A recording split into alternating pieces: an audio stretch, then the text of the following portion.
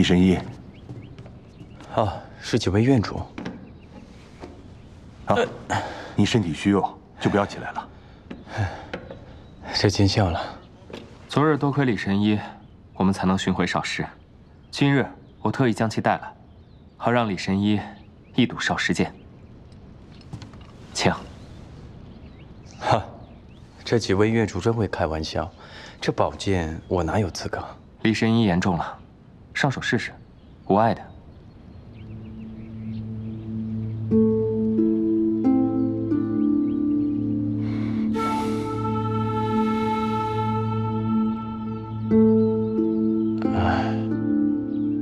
那我就试试。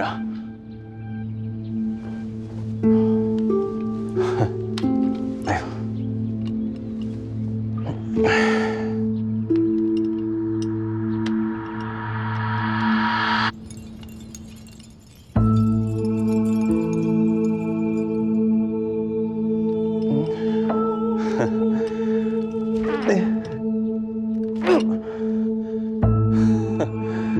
这实在是见笑了。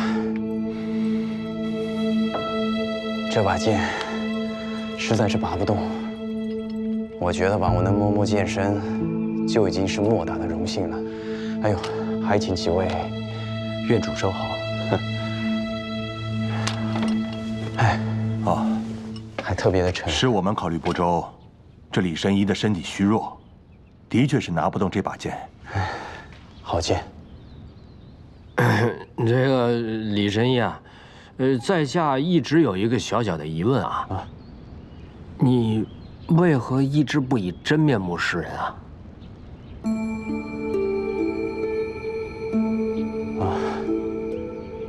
白院主啊，其实是这样的，我呢，就是一个江湖游医，居无定所的，救死扶伤呢，也是我的职责。再说了，我这救好了好人。 这坏人要杀我，我这救好了坏人呢，这好人也不太愿意。如今这个赏剑大会这么多人，仇家也蛮多的，我戴这个面具也不过分吧？嗨，李神医，可为何我总是觉得好像在哪儿见过你？见过？没错。难不成？ 云院主，你见过我的兄长？你兄长？你真的见过我兄长？啊，不好意思，云院主。没错，我呢确实有异胎同胞的一个哥哥，我娘亲取名，一个叫李莲蓬，一个叫李莲花。李莲蓬，莲蓬是兄长，我呢就是个弟弟了。我们从小家境贫寒，我兄长。 在出生没多久的时候，就被一个老人给抱走了，给他做了义子。从那以后，我再也没有见到过他。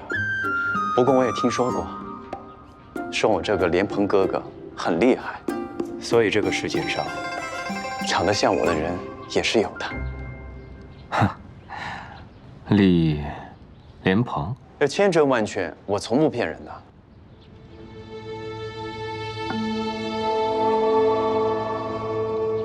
可是李神医，你既家境贫寒，那莲花楼，房屋结构奇巧，雕工精美，价值不菲，又是从何而来啊？当年我看到海边飘来一艘很烂的大船，它飘在海上无人问津，我就把这些木块捡了起来，拼成了莲花楼。你们可以去海边找渔民问一问。 绝对不是我偷来的。嗨，李神医啊，这是哪儿的话呀？这比丘啊，就是随便一问。平川，刚刚是我冒失了，想必李神医昨夜至今还未吃过东西。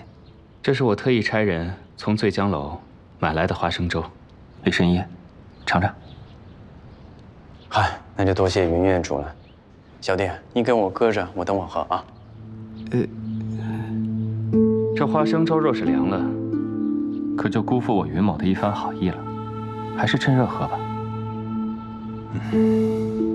哎，那我就不客气了。就闻着就香，一看就不错啊。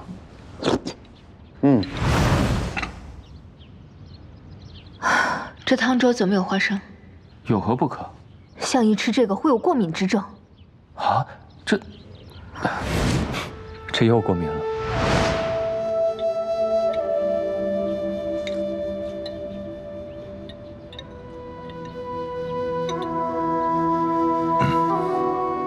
你击中了百毒之首，从此便没有任何毒可以为难你了。啊，李神医，你还需要休养，那我们就不打扰你了。我也吃够了，谢谢啊。那我就不送了。